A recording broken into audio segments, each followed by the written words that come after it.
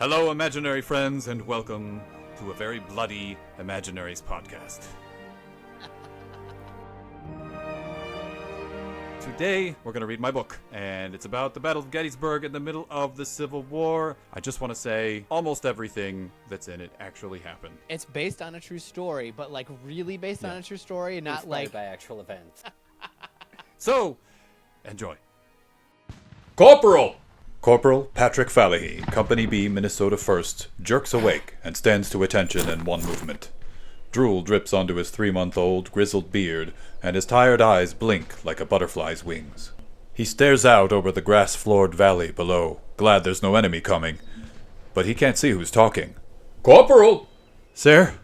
He's fallen asleep on duty, and now he'll stand to attention and show whichever officer that prowls behind him that he's alert and ready as if his life depends on it. It might depend on it. They can shoot you for falling asleep. What exactly are you doing? Dreamin', sir. Patrick Fallihee is sometimes too honest. It's a wonder the Irishman has made corporal. The officer, whoever he is, takes his time, stalking around quietly behind Pat, who badly wants to turn and make sure his men are making a good show of themselves. Better than he is, at least. The officer speaks again. You were supposed to be making sure these guns are safe. The corporal can't help it. He does a half-turn, neatly, of course, and peeks at the 6 large cannon on the hill behind him, including the one he fell asleep on. They're still there. The gunners are there, and his own team of 4 are there, standing stiff and straight as boards. But they are safe, sir, Pat says, and continues to look around until he's found the man with the voice, who's not an officer at all. That's Sergeant to you, says Sergeant John Stevens, and then laughs good-naturedly, slapping Patrick hard on the arm. His men all burst with laughter now, and the gunners join in, glad of the chance to let out their nervousness. Sebas put me up to it, Stevens adds, jerking a thumb at one of the men, who all start to crowd forward. As soon as Pat realizes he's not going to be shot or hung, he collapses back onto the cannon's mouth. Oh, Johnny. He corrects himself. Sergeant. I thought you was... Jesus, Mary and Bridget. We had picket last night, John. We haven't had our breakfast. You know how I get. He manages to collect himself. I thought you were on color guard. The sergeant hands him his canteen. I am. And now I'm sergeant of the color guard. Finally got the stripe, too. Pat takes a full cup from the canteen and drinks it down as he examines his old friend's sleeve. The sergeant's stripe was clearly not made from regulation material, probably sewn on this morning by someone who had never picked up a needle before Lincoln called for volunteers. But there it is, an extra stripe on Stevens' arm, and Pat is glad. Stevens is a good man. A heathen Protestant, but then who isn't in this army? Let's just be grateful I'm not your sergeant. No, Sergeant. Not known for his gentleness, that one. Pat's sergeant is German. Very German. The corporal really could have been shot. Pat hands back the canteen and turns to address his men. Now form rank on me, you backwoods carpetbaggers! Get your hell-bound heathen arses in line! On me! The men are so startled they actually do it, and soon Patrick and his 4-man team stand in a neat line at attention, their rifles cradled against their right armpits. If there are any Confederates looking up to the ridge's summit, they might even be impressed. Sergeant Stevens lifts an eyebrow. You don't have to do that for me, Pat. I know you can drill. But Pat's eyes shift to the left, pointing for the sergeant's sake. The sergeant turns to see Major General Winfield S. Hancock, trotting past on horseback, frustration written all over his face. A moment later, several of his staff follow, trying to keep up. Unlike most of the other generals on this battlefield, Hancock is still in shape. Stevens goes rigid and salutes. The general slows to a canter and gives the little formation in front of the big guns a once-over. He doesn't bother returning the sergeant's salute, but once he's passed by, he turns to one of his aides. What unit are they? The aide, a young lieutenant, glances uncertainly behind him. He has to find their colors, their flag, before he can say, Minnesota, sir. The general squints at them. Minnesota? Huh. Well, they look well enough. Yes, sir. Are they Irish? Sir? Well, they're all wearing clovers. Oh, hadn't noticed, sir. Not a minute later, another team arrives to take up positions by the big guns. Pat shakes the hand of the corporal relieving him, and his team of 4 tumble down the backside of the ridge toward camp. Why do we wear clovers again? Asks Eddie Wells, the newest of Pat's boys. It's just I don't notice any other Irish in the company. The corporal's the only one I've met, answers another soldier, a matter-of-fact Swiss named Marty. Apart from our first colonel, Gourmand, he was Irish and proud of it. He came up with the badges. I liked them.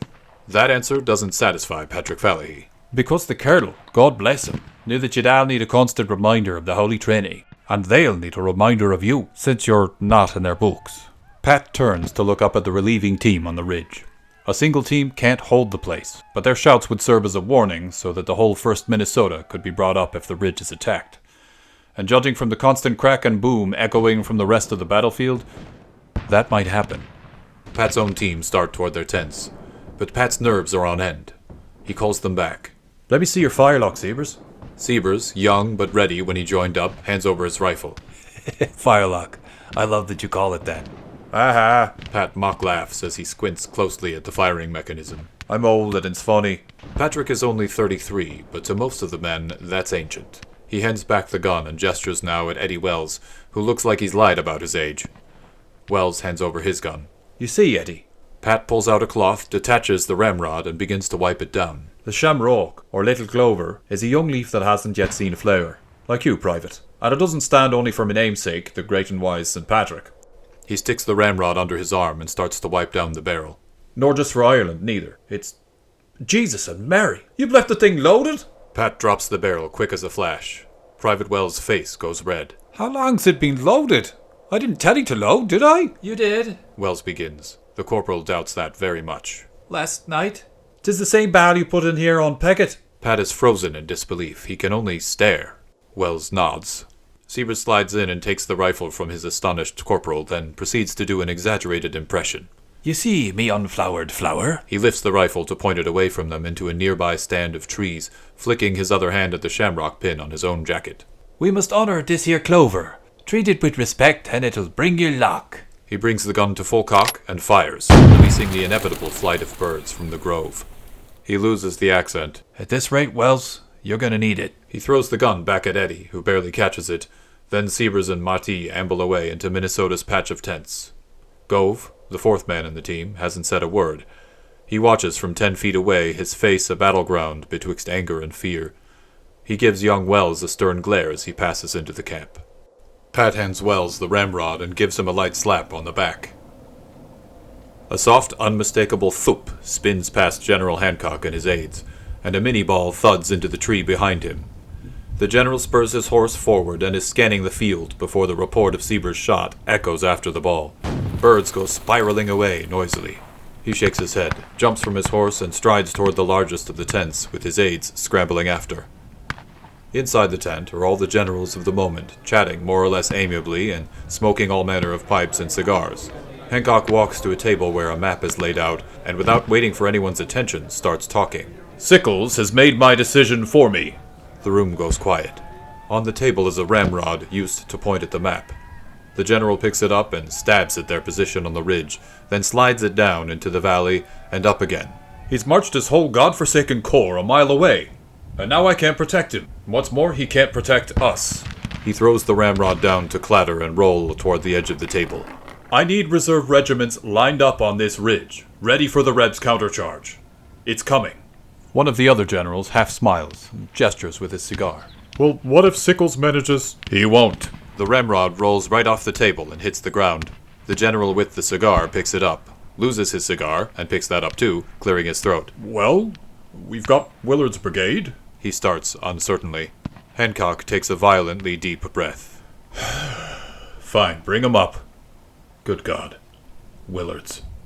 While you're at it, bring the surgery to our left flank. We'll need it. Not much news today. Sergeant Stevens holds a half-written letter and reads aloud. We're on the battlefield, but have yet to see action. I can only assume that means we're winning. Do tell our little boys not to become too eager, as I think they will not have a chance to fight, unless the recruitment policy alters dramatically. You are, dear Annie, as always, at the center of my heart.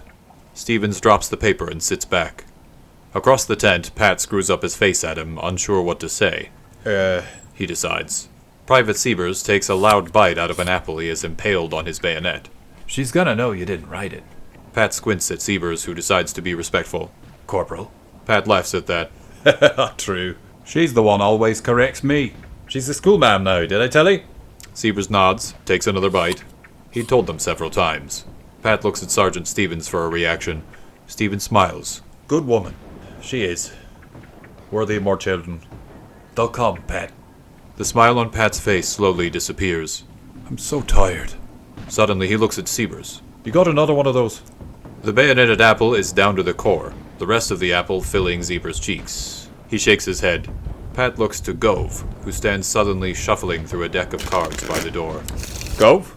You got on it then? Gove shakes his head too. The corporal sighs. Well, at least we aren't up to much today. Gove looks hopeful. You really think so, sir? Pat smiles at Stevens. Always calls me sir. Good boy. The sergeant answers for him. Just stick with the corporal, Gove. He's lucky. It's not luck, Pat insists. I've been in and out of 20 engagements. Sounds like luck to me. Siebers goads him. 20 engagements, but never once. It's the Shamrock. Siebers offers aside. Will you stop interrupting me, Private? I'm telling you, it's always been I'm the only Catholic. Everyone stares at him. The corporal had indeed been in 20 engagements, sometimes right in the thick of the fight, and never once had he been wounded or injured. Surely this was a rare thing. Maybe a miracle. But Okay, you've never been injured because you're Catholic. Stevens offers, deadpan. It's quantitative, as Annie says. Pat explains. Sure, God the Father's watching over you boys. You're on the right side, fighting to free his dark-skinned children. But me? I've got God, Jesus, Mary, and all the saints. And wearing this, He taps his Tim Shamrock. that's me telling him that I'm grateful, He returns Stevens' stare frankly. which I do, daily. One of the color guard ducks his head in the tent flap. He beckons to Stevens. Stevens stands up. We'll finish the letter later, my popish friend. He lifts the flap and steps out, then ducks back in. You know, Pat, it might be because you're just so darn short. The tent flap drops shut. Pat is, in fact, one of the shortest men in the company. Pat looks at Siebers, who grins and tosses the apple core into a bucket. Pat stands and heads for the exit too. Well, I can't go on without a lick of grub. Siebers and Gove follow the corporal out to find young Wells cleaning every inch of his gun, the humblest frown on his face, and Mouty grinning over him. Adam! Pat calls. Eddie! You're alright, Eddie. I expect it's good and clean now. Come on, boys. Let's spend $1. Pat beckons with a jerk of his head, and the 5 of them head toward the center of the camp, where a man in an apron, who looks like he belongs in a grocery, is setting out every kind of random delicacy a soldier could want. Food, drink, even blankets and pillows superior to the army's. This is the sutler. At last, a bite to eat. They're 10 feet away when a thunderous booming comes echoing over the ridge behind them, the boom of a cannon. Most of the men know the subtle difference in the sound when it's pointed towards you, and they freeze to listen. Pat glances up the ridge to where they'd been stationed just a moment before. One boom is followed by a dozen more in succession, and suddenly the shouting and gunfire and the screaming of horses that all seemed so far away through the morning sound awfully close now. Then it happens. A cannon's round shot, sent higher than its brothers, arcs right over the ridge, over the friendly artillery crew waiting near the top, hurtles into the ground just at the bottom, and bounds back into the air to spin straight into the little encampment of the Minnesota 1st. There's no time to react, but somehow, as the murderous ball careens like a freight train right at Adam Marty's head, he twists out of the way. The shell slams into the sutler's table and smashes the contents, then bounds up to hit the wagon behind, knocking it over, glancing back to hit Siebers full in the stomach. Siebers is sent flying back 2 yards to hit the ground like a discarded sack of rubbish, writhing for breath. But then the ball is mostly spent and bounces once more before rolling past a whole company of curious Minnesotans and coming to a stop. Everyone backs away nervously, but the thing never explodes. Then Gove, white as a sheet, turns even whiter. Corporal, sir? Pat is covered in red. He looks down at his dirty, formerly blue uniform, but for some reason, it's not in tatters. Just a great mess of red. I feel fine. He says, and licks his lips, which taste like Ketchup. It's ketchup. Several smashed bottles of ketchup lay spread in a fan away from the sutler's table, splattered by the wayward shell.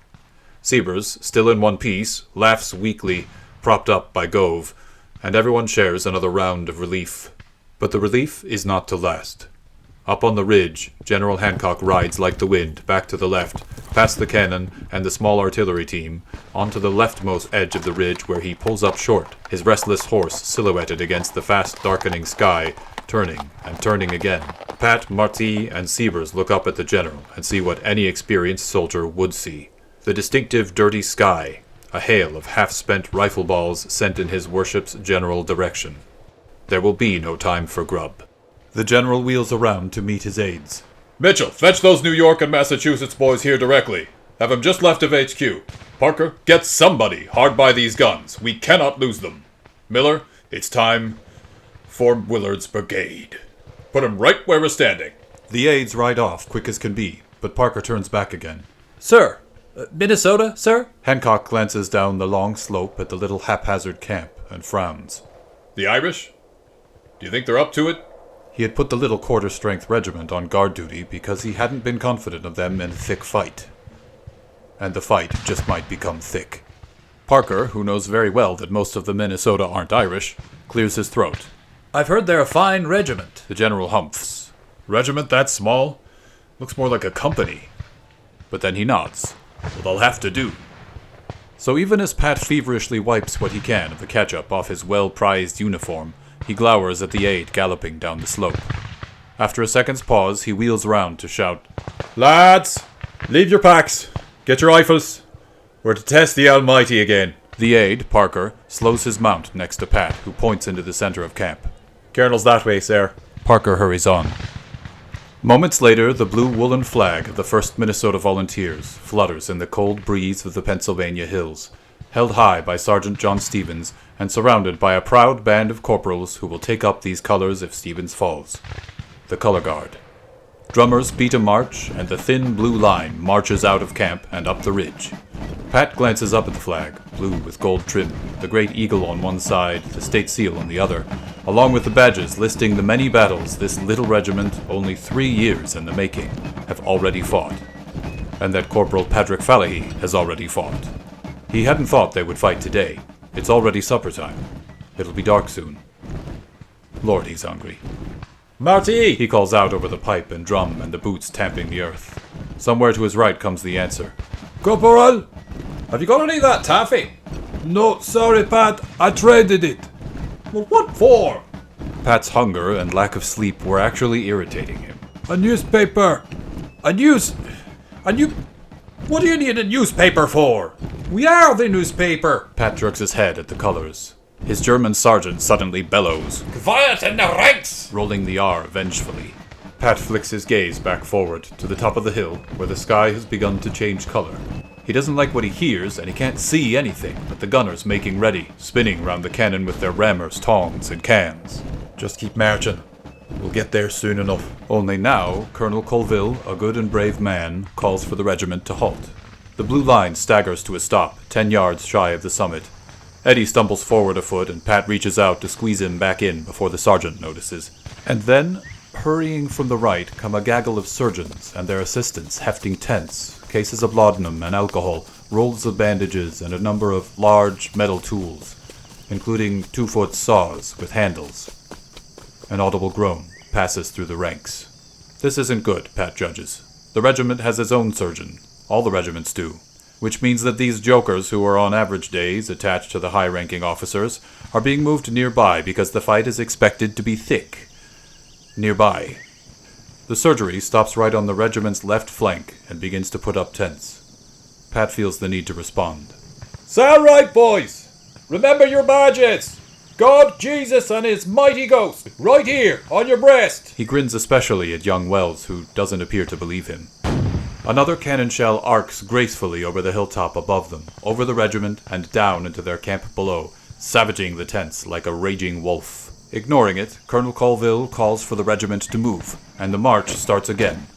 The colors flap again, and Siebers giggles like a little girl.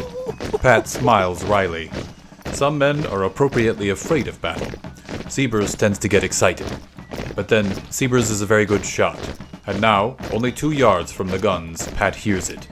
Over the pipes and drums, over the constant cannonade, there's a steadily growing human sound. A snarling, a keening and wailing that only comes when the beautiful order of a battle line has been broken, and soldiers and men become boys again. Boys convinced of their doom, and running from hell. And here they are, a human wave. Over the ridge they stream, a herd abandoned to the chase. 100, 200 men who will forget their country for an hour and remember it in some distant woods when their wits at last return. It's a retreat, like Pat's never seen. The colonel tries to rally them, but most of them ignore his ardent shouts and force gaps in the Minnesota's ranks, tumbling down the hillside pell-mell. Frustrated, the colonel whips his horse forward. His first duty is with his own men. As the last runner staggers between the cannon carrying his own left arm, Gove loses the breakfast he never had. Pat lets him do it and recover on his own. Beyond that hilltop, there are worse things waiting. They march again.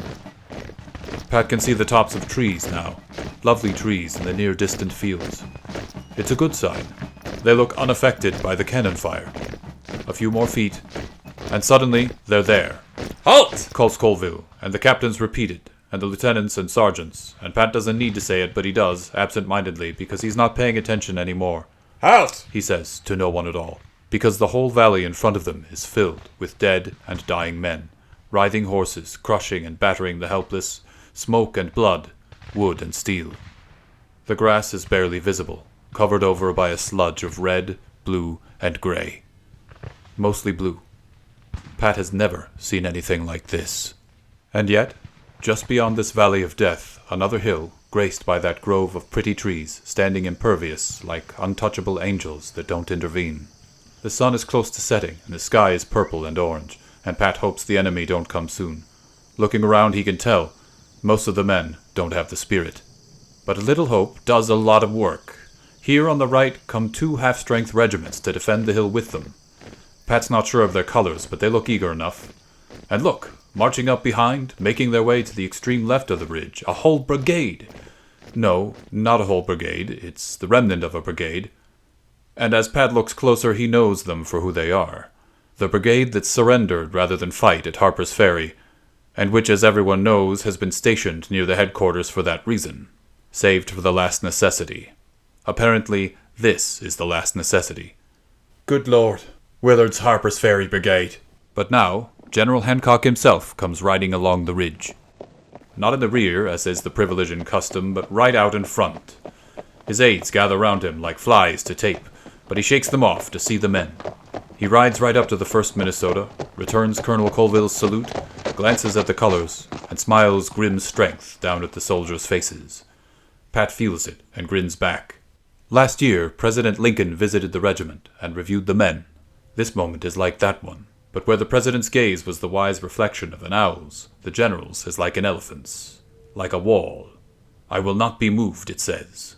"Nor will we, sir. Nor will we." Just then, the dirty sky again, and half a moment later the popcorn sound of an uneven volley of rifles, cracking angrily at the brave general. 2 of the aides go down. Hancock's horse rears and he glowers at the smoke and mist-filled valley, watching for the grey devils that fired the volley. Down at the bottom of the ridge, a small creek carries pink water away to escape somewhere more pure. But the only men down there are doing the snake's crawl of the wounded. The enemy must be beyond the creek, somewhere in the valley. The general takes out his telescope, but he doesn't need it. All at once, they appear. Out of the smoke, a whole line. Not the thin line of the Minnesota, but much longer and much thicker, and coming on fast. Holy saints, but there are a lot of them. More keep on emerging through the haze until there are 5 rows, 10 rows, then spaces and more rows, companies, regiments, brigades, real brigades with several full regiments each, and horse and artillery in the rear. "There must be 10,000 men down there," Gove spits out unthinkingly. Stevens turns and winks at the private. "Just stick with the corporal, Gove." The eagle on blue wool obscures his face again, and directly to the right and left the friendly artillery open fire. Too high at first, most of the balls fly over the advancing ranks. Siebers breaks form and upbends his rifle to load it, but Pat stops him. "Not yet, Al! Not yet!" Besides, the general's watching, and Pat's watching that not too distant grove of angels, those squat trees unharmed by men. They look spotted with something. What is it? Something shadows Pat's view, but he's got it now. He laughs to himself. "Are those peaches?" "Corporal?" Pat looks up to see the general riding high above him. Sir, I was thinking I'd like some peaches, sir. Fine day for it." General Hancock turns to squint into the distance. Another volley of rifles brings the aide right next to him to fall on his horse's neck. The general reaches out calmly to take the reins and steady the man's horse, then humphs at the peach grove across the valley. "Irish," he says to himself, but he's smiling. Despite the ordered horde of grey brigades marching all too fast toward the little brook and the bottom of this very slope, the Union cannon fire again, and this time pound holes here and there in the enemy. Men and dirt fly up, but they close ranks, and they don't stop. They're coming for the ridge. General Hancock looks left and right again and has made his decision. Parker, these won't be enough. Send to the other generals. I need anything and everything they can spare. With that, he gallops away to the left flank to make sure the extreme edge of the ridge is secure under Willard's brigade. Pat touches his tin shamrock, then signs a cross over his chest. Soul of Christ, make me holy, He begins. Body of Christ, be my salvation. He can hear the general shouting off to the left, even as the enemy shout down below. Blood of Christ, let me drink your wine. Willard's brigade cheer back at the general. Pat wonders if they've cheered at all in the last year. Water flowing from the side of Christ, wash me clean. The grey mass is stopped 20 yards from the valley brook, and a puff of smoke appears at their front border. It can mean only one thing. Sure enough, rifle bullets go whizzing by. One of Stephen's corporals goes down, and a few men in nearby Company C. The friendly guns boom again and blow neat pockets into the massed men below. But it's not much, considering. They keep coming. Passion of Christ, strengthen me. Pat looks just to his right to see Gove's head down, and the corporal realizes he's not praying only for himself. Kind Jesus, hear my prayer. Hide me within your wounds. Gove cries a tear, and the grey thousands in the valley, in their grey ranks, double their pace to a quick step. Wherever I go today, keep me close to you. The general gallops back along the ridge towards them, and reins in by Colonel Colville and the color guard. He takes a deep breath. The aides have not returned, and there is no sign of reinforcements. He needs to buy time. Just a few minutes. Somehow. Colonel.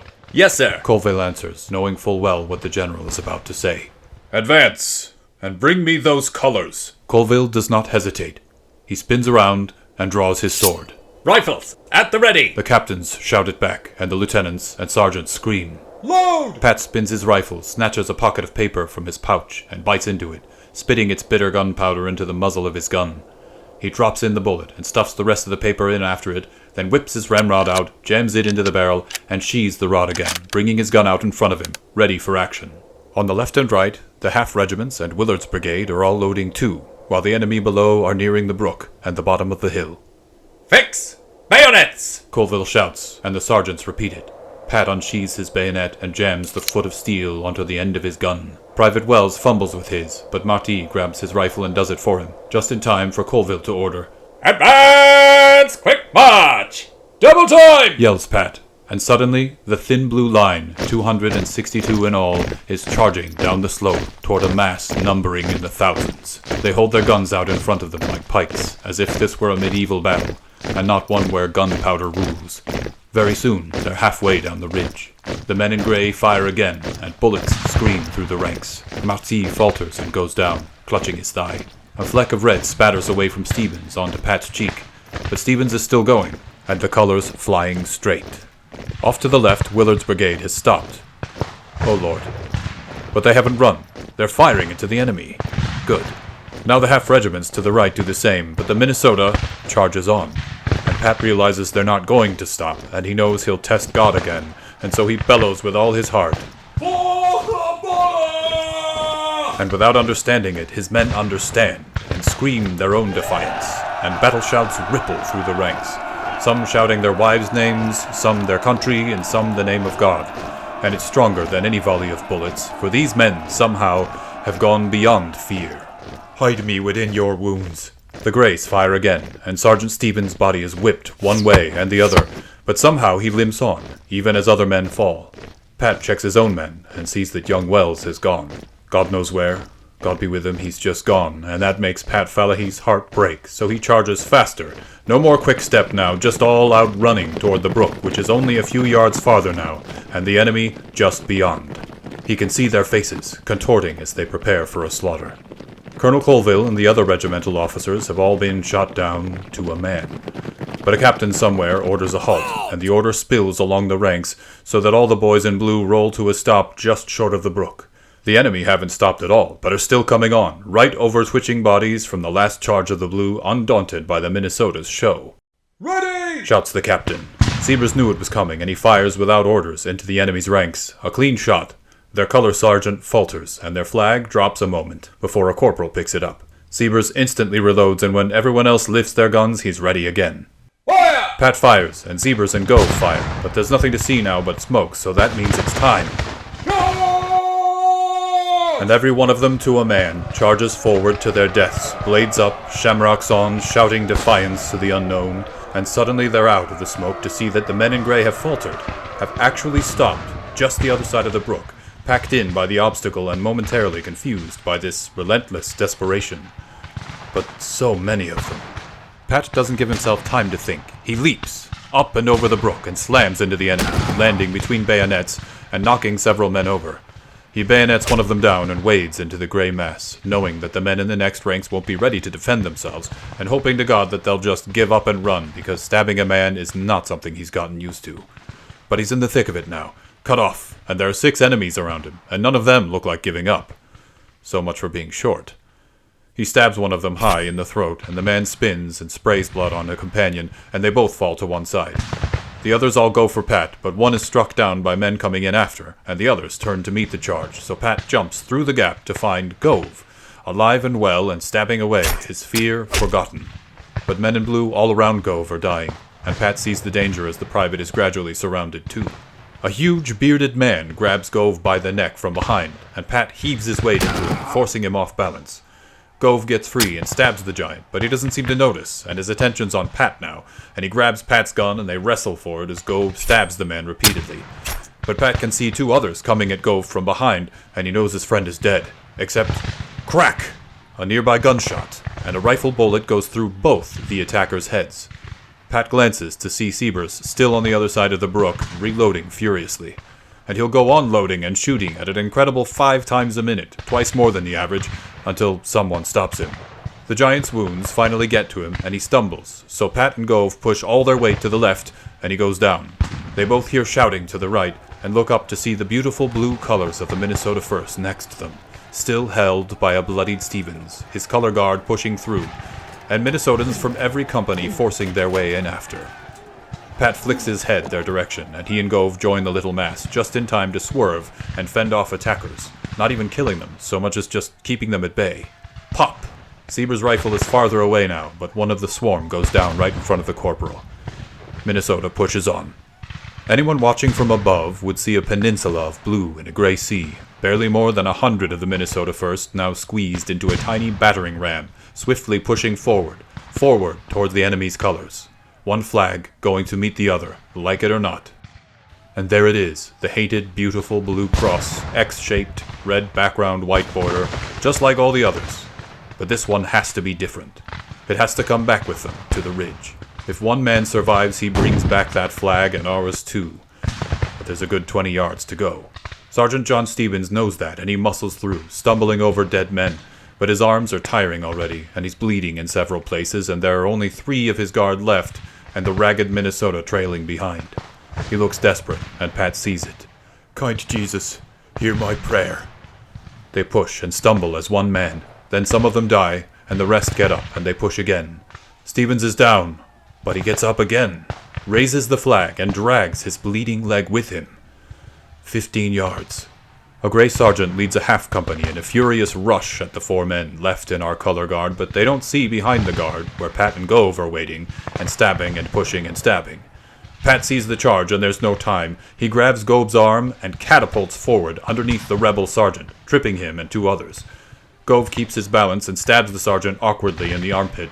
The sergeant flails, and Pat squirms out from under to find 2 of the sergeant's men about to bayonet him, but a little spurt of blood leaves one of their jaws, because Siebers is still at it, and even at 600 yards he's accurate. The other one stabs down, but he's young and doesn't really want to kill, and thank God for that, because his bayonet slashes through Pat's coat without touching him, and Pat grabs the gun and hauls himself up to look the boy in the eye. Not this one. He pushes the boy back fiercely, keeps his gun, and twists to find that the gray sergeant and his men are dead, and Gove is standing there grinning like a blood-covered idiot.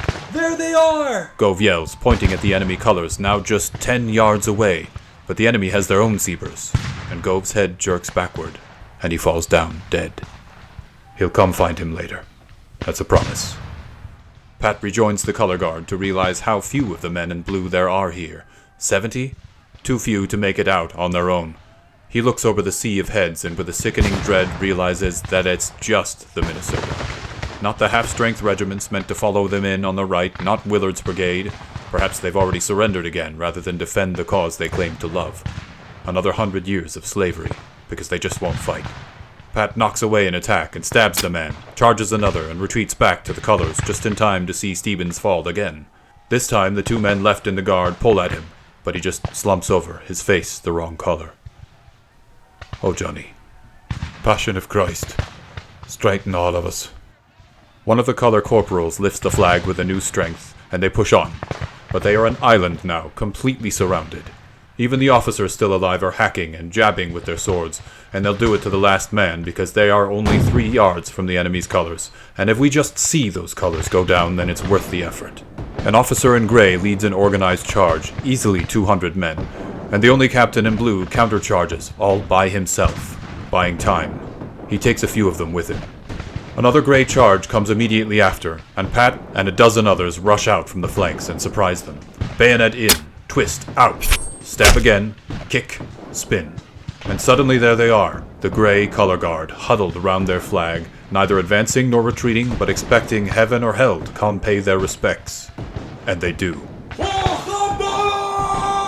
Pat screams, and doesn't care if anyone's with him, but they are, this one time, all together. Sergeants, corporals, and a handful of men, shoulder to ragged shoulder, all cry wild delight as they force the enemy guard down and rip the flag from their hands. And now they'll die as the enemy come to get it back, but they despise death now, for they've made their fathers proud.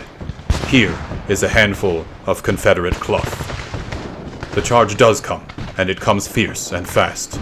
The island of blue holds their weapons outward, as if defending against English knights of old. More die on both sides. A man bayonets Pat's cap right off, and Pat steps back, amazed that he still had it, and amazed at the weight as the man falls forward at him, and another pushes in behind. He falls on his backside and releases the gun, and lets them all fall forward while he twists to the side and snatches up a fallen officer's sword, and stabs down. He drops the sword and picks up his gun again. There's only one man left in the blue color guard, kneeling and flailing his bayonet with his other arm, so Pat backs to the man's side and fights with him. Another charge comes. This is the one. Pat fends a man off and takes another one in the throat as he's coming at the guard, and then he's tired of killing, so he ducks and stabs the next one in the foot, pushing him over, but then there are so many after him and they keep pushing in that they're not fighting anymore, just pushing, pressing, covering, beating, and then Pat realizes he doesn't care anymore. He's exhausted beyond hope. Let them smother us. It's better to go to sleep. Body of Christ, be my salvation. And then, all of a sudden, a bugle. Why? What is it? The press is suddenly less, and Pat kicks at his tormentors, and pushes back with a last token of strength, and he hears it again more clearly. It's a retreat. But it couldn't be for the Greys. But it is. They pull away, some of them angrily, reluctantly, but they realize if they don't, they'll suddenly be alone with a vengeful enemy, so they run. And now there's enough space to see. Pat blesses the twice-cursed Willard's brigade. No longer cowards, but saviors, because they have fallen on the enemy at last. They've not run, and they've surrounded men already sorely taxed by the hopeless charge of the 1st Minnesota. Willard's men and the half-regiments stream past, forcing the Greys to leave their flag in these dirty, stained hands. And so before their fortune can change again, the handful with their 2 hard-won banners march pell-mell back to the ridge. At the brook, they form rank again, so that the world will see the order they kept, and Pat helps them along when they cannot stand, because now that's his only job, and what seems an hour later, they reach the top, and General Hancock, and present to him the captured colors of the enemy. The general has come down off his horse. He removes his hat, he salutes them. He weeps a little, and it makes him brusque. "Put those hands down," he growls. "Don't you dare salute me. Tomorrow you can salute me, but for the rest of the day your rank is higher than mine. Now get out of my sight." They leave him, and he looks down alone on the victory these men have bought. "Good God," he says. "Good God in heaven." That night, Pat finds Siebers in the general surgery with a nasty wound at his head. It looks like part of his skull is gone, but he yells a companionable greeting when Pat comes in. Look at you, Siebers jokes. covered in ketchup again. Pat can't laugh right now, but he smiles for Siebers' sake. Aye, but so are you, friend. Yeah. Sebers tries to touch the missing piece of his skull and winces, pulls away. Think I offended somebody. The surgeon appears and tells Pat that by some miracle, Sebers has gotten a bullet right through the head and is still alive. Marty is alive too, thank God, but his leg may have to go. And somehow, another miracle. Sergeant John Stevens has been hit 7 times, but looks to live. Pat excuses himself and collapses outside. A surgeon's assistant helps him back up, and he wanders back onto the ridge to pray over the dead. Water flowing from the side of Christ. Wash us clean. He keeps going across the field, where the blue and grey are fallen over one another. Blood of Christ, let me drink your wine. He finds Gove, and cleans him off as well as he can. Searches to see if he has any letters for home. He hasn't. And, Jesus, let this one have a drop too, if you would. Pat will ask Stevens to help write one. A nice long letter to Gove's mother about love and duty, and how much this death was worth. He keeps on then, until he reaches the hill on the opposite side, and sits in the peach orchard, eating one peach after another, until finally, he cries too. Soul of Christ, make me holy, and give us rest. The suicidal charge of the 1st Minnesota Volunteers is still regarded as one of the bravest acts of Americans in any war. Whatever the motivation of other units, the Minnesotans were truly men of conviction, and they let their conviction force them to action, even when it meant annihilation. That day, the Minnesota 1st suffered an 82% casualty rate, the highest for any American unit in this or any other war. Only 47 men remained to limp back up the ridge.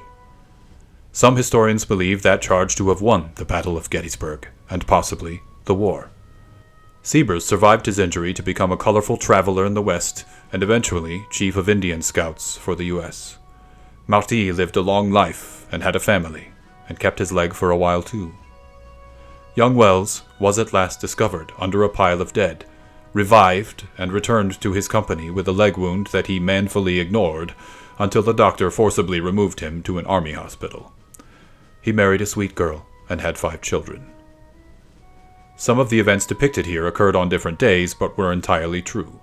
The ketchup story really happened too, mostly as described, though at Antietam. Corporal Patrick Fallihee was mustered out with his few remaining brethren the following April, after several more engagements, and never once was he wounded. It wasn't until much later that he learned he was diabetic, and probably had been through all that time. It seemed miracles followed him wherever he went, and he remained ever grateful. Folge Balach. Clear the way. Thank you so much for listening. If you would like to hear our discussion, or find out why I wrote it, besides St. Patrick's Day, go here, or there. You know the deal. It's somewhere.